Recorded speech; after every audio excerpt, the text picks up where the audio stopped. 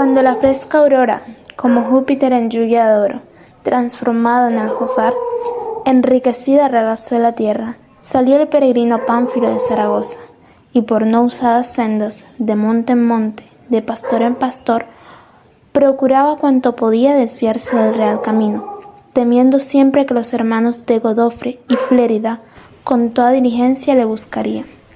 Determinóse, al fin de algunas leguas, ir una noche a poblado.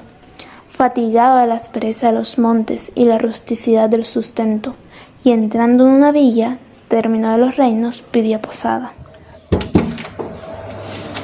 ¿Buscando? Buenas noches, señor. Por favor, ¿podría brindarme un espacio para quedarme en su posada? He venido de monte en monte, mire mis pies, mire mi rostro. Estoy herida y necesito quedarme en alguna parte. Lo siento, pero en esta posada no podemos darle alojo a alguien como usted y en estas fachas. Lo siento mucho. Busca algún otro lugar. ¡Por favor! Mas como en ninguna se la diesen, respecto de verle ya tan maltratado, los pies corriendo sangre, quemando el rostro y los cabellos revueltos, procuró el hospital, último albergue de la miseria.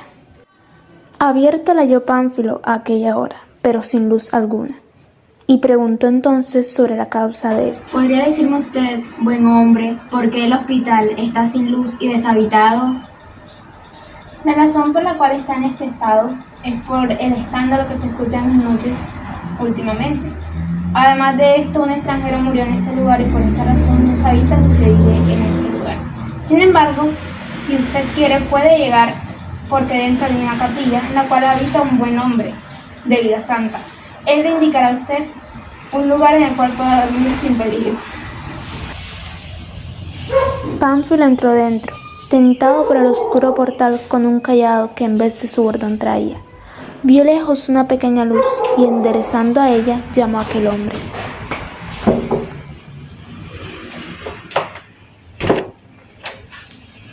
¿Qué me quieres, maligno espíritu? No soy quien piensa.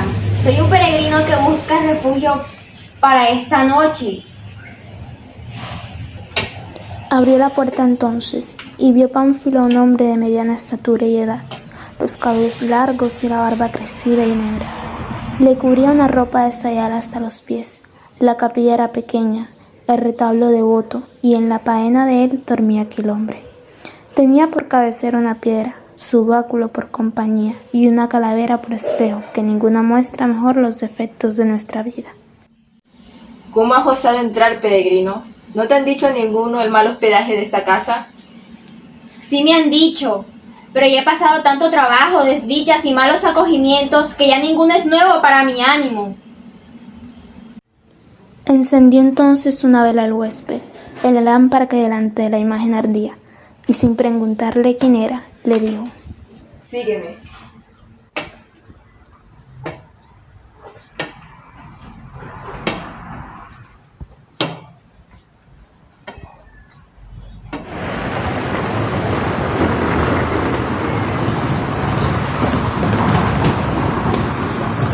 Fue Pánfilo tras el hombre, y pasando un jardín tan intrincado que más parecía bosque, entre unos cipreses le mostró un cuarto de casa, y abriendo el cerrojo de un aposento grande le dijo: Entra, pues eres mozo y enseñada a trabajo.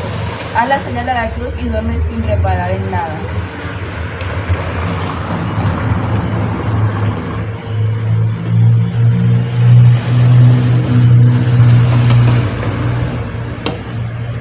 Cuando la imagen de la muerte que llaman sueño ocupó sus sentidos con la fuerza que suele tener sobre cansados caminantes, parecióle que caminaba mientras la noche silbaba.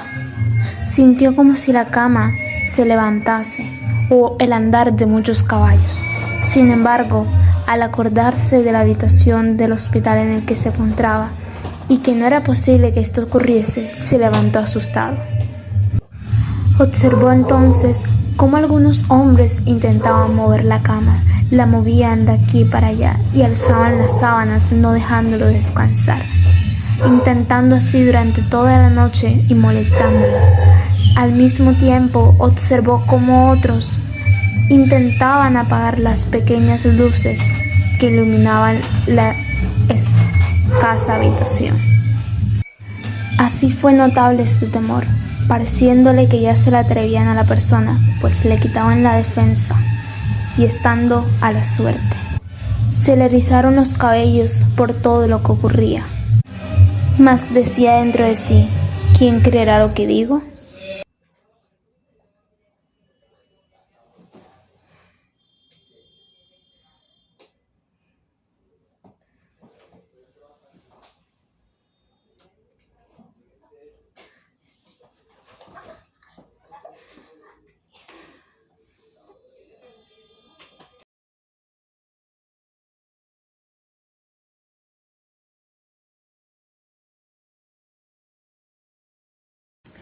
No quiso Pánfilo pasar adelante, mas volviendo con valeroso esfuerzo por donde el ermitaño le había guiado, llamó a su aposento, abrió el hombre y viendo su color y desnudez. Mala noche te habrán dado los huéspedes.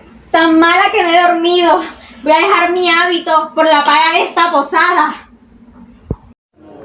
La luz del día, amable e ilustre, obra del hacedor del cielo y única guía de los mortales, dio aviso a Pánfilo de que ya podía estar seguro de las malditas infestaciones de aquel espíritu. Y despertando al hombre, se levantaron entre ambos y juntos se fueron por la huerta, al aposento donde había dormido.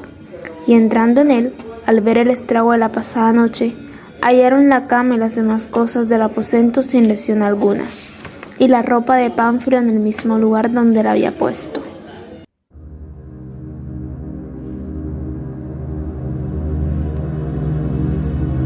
Se vistió, y temiendo que le tomase por fabuloso, le pidió irse.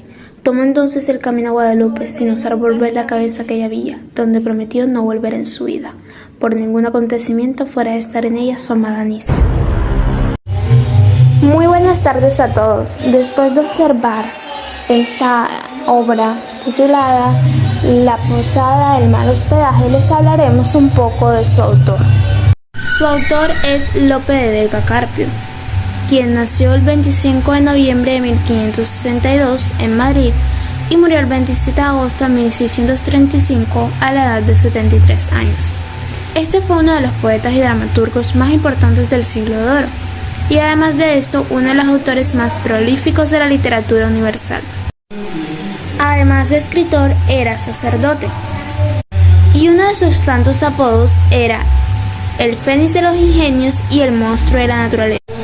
Muchos alegan que escribió 3000 sonetos, 3 novelas, 4 novelas cortas, 9 epopeyas, 3 poemas didácticos y varios centenares de comedias. Hablando de algunas de sus obras, la primera novela que escribió es llamada La Arcadia, la cual es una obra pastoril en la que incluyó numerosos poemas. Otra novela pastoril que también escribió es la llamada Los Pastores de Belén. En esta obra incluyó numerosos poemas sacros. También en su obra El peregrino de su patria incluyó 4 de sus autos sacramentales.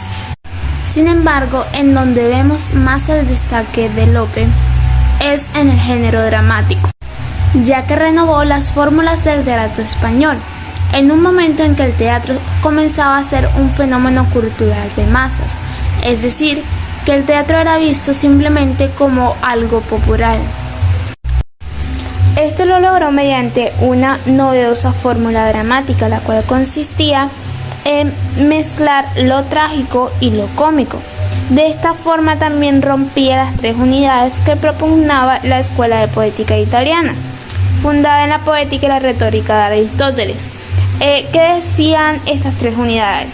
Primero estaba la unidad de acción, es decir, que según estas unidades solamente debía exponerse o recrear, contar una sola historia. La segunda unidad es la de tiempo, es decir, que esta historia debía transcurrir en un tiempo de 24 horas o tal vez un poco más, no más extensiones de tiempo. Y por último estaba la unidad de lugar, que era que decía que la historia debía transcurrir en un solo lugar o en lugares aledaños, muy cercanos. Es así que entonces Lope, en sus nuevas obras o en su comedia, él comenzó a contar 2 historias en una misma obra con una que fuese la general o la principal y una subordinada. O por el contrario, lo que hacía era que una de las historias era protagonizada por los nobles y las nobles, y las historias secundarias eran protagonizadas por los plebeyos. Referente a la unidad de tiempo, él no solía hacer que las obras recorrieran muchas extensiones de tiempo, pero en algunas obras podía incluso llegar a contarse toda la vida del protagonista, así que era una unidad que no se acataba mucho, que digamos. Pero por último, la unidad de lugar sí era una unidad que él cambió por completo, ya que sus comedias, sus obras solían contar hechos que ocurrían en lugares muy lejanos y muchos. Y también es importante mencionar que en sus comedias él rompía el estilo o el decoro. Digamos que no seguían las reglas métricas que se imponían a la mayoría de las obras. Por decir, el verso predominante en la mayoría de las obras sería el endecasílabo. Sin embargo, en sus obras era el octosílabo, rompiendo así el estilo que se llevaba hasta el momento. Por eso se dice que él dañó o cambió más bien totalmente el teatro clásico. Hablando entonces de los temas que él solía retratar en sus obras de teatro, estos son el amor, la fe y el honor, los cuales se encuentran entreverados de hermosos intermedios líricos, la mayoría de origen popular, es decir, romancero o lírica tradicional.